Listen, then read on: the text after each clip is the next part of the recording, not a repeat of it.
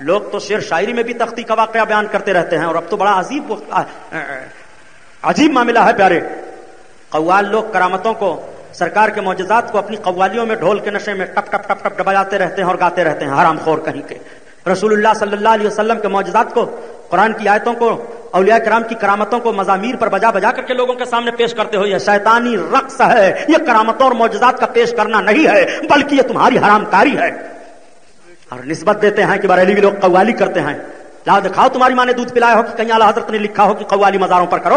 قوالی جو لوگ کرتے ہیں ان کی گرفت کرو. جو لوگ مزاروں پر عورتوں کو لے جا کر کے اور جھاڑو پیٹ پیٹ کر کے نذرانہ وصول کرتے ہیں ان کی گرفت کرو. اعلیٰ حضرت نے جو لکھا ہے ان کی کتاب پڑھو اور اس فیل کی نسبت بریلویوں کی طرف مت کرو. سنو، بیچ ڈالا ان پاگلوں نے روحانیت کا معاملہ، بزرگوں کے مزارات کے وقار کو. محرم الحرام شریف کا مہینہ ہے، تازیہ بنا کر کے بے حرمتی کا معاملہ پیش کریں گے اور یہ تصور کریں گے کہ امام صاحب کی روح اس میں آتی ہے، یہ امام صاحب کا روضہ ہے. لے جا کر کے سمندر میں پھینک کر کے تجزیہ مال کریں گے اور کہیں گے ہم امام سے بڑی محبت کرتے ہیں. نعرہ لگاتے ہوئے نہ جانے کس قسم کا چلیں گے، دھواں دھکڑ سلگائیں گے اور سواری لے کر کے چلیں گے. گمراہی پھیلانے والے بدعملو، ڈرو خدا کے خوف سے. امام علی مقام کی روح کو نہ دکھ دو. تازیہ سے امام کی روح نہیں خوش ہوگی، ڈھول سے نہیں خوش ہوگی، تاشے سے نہیں خوش ہوگی. تو قرآن پڑھ لے شہادت کے دن امام کی روح خوش ہو جائے گی. تو روزہ رکھ لے شہادت کے دن امام کی روح خوش ہو جائے گی. تو غریبوں کو کھانا کھلا دے امام کی روح خوش ہو جائے گی. تو غریبوں کو کپڑا پہنا دے امام کی روح خوش ہو جائے گی. امام کے نقش قدم پر چل کر کے امام کی روح کو خوش کو کرو. یہ تازیہ ڈھول باجا گاجا سے امام کی روح خوش نہیں ہوگی، بلکہ امام کا روحانی پھٹکار تم پر پڑے گا. یہ جملہ جب بول دیتا ہوں تو بڑی تکلیف ہو جاتی ہے کہ سبحانی صاحب تو تازیہ داری کے خلاف بولتے ہیں، تمہارے باپ کا کیا جاتا ہے؟ تازیہ رکھنا جب حرام ہے تو بولا کیا جائے؟ اعلیٰ حضرت سے سوال کیا گیا کہ تازیہ داری کیا ہے تو فرماتے ہیں مروجہ تازیہ داری حرام ہے. نسبت دی جاتی ہے بریلوی لوگ ہیں، یہ بدعتی لوگ ہیں. پیش ڈالا آبرو کو.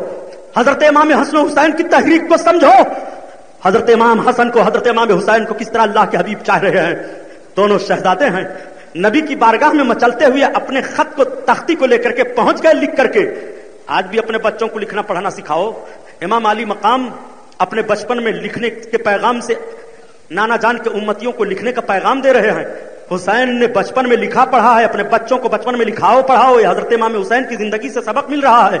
لیکن بچوں کو صرف ٹی وی دکھاؤ، بچوں کو صرف میلے میں گھماؤ، بچوں کو صرف بے حیا بناؤ، اور جب بے حیا بننے کے بعد تمہاری گردن پر یہ لاٹھ رکھ کر کے دباتے ہیں اور تمہاری زبان نکلتی ہے، تب کہتے ہو مولانا صاحب سے تعویذ لکھوا کر کے لاؤ، میرا بیٹا نافرمان ہو گیا ہے. بیٹے کو فرما بردار بنانا چاہتے ہو تو نبی کی بیٹی فاطمہ نے جس طرح سے اپنا خون جگر پلایا تھا اپنے شہزادوں کو، اپنا دودھ پلایا تھا اپنے شہزادوں کو، اس طرح سے ماں بن کر کے اپنے بچے کو دودھ پلائے. بچہ وفادار ہوگا، بچہ مجاہد بنے گا، بچہ حلال خور بنے گا، بچہ اپنے ماں باپ کے قدموں پر اپنی زندگی ہردم قربان کرنے والا بنے گا. اس طور پر تمہیں حضرت امام حسن حسین کی زندگی سے سبق لینا چاہیے.